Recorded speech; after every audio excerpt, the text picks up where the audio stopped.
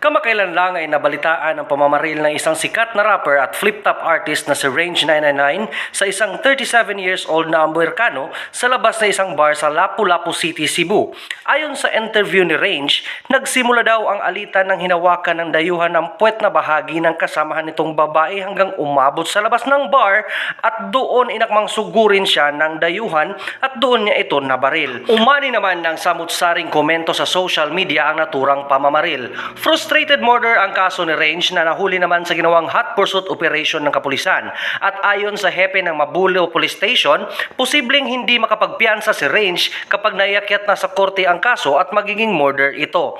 Kahapon ay nabalitaang namatay na ang dayuhan dahil sa tinamong tama ng bala sa bandang taas ng dibdib nito at paa. Kasabay nito naglabas ng saloobin ng girlfriend ng dayuhan at mga kaibigan nito na humihingi ng hustisya sa nangyari.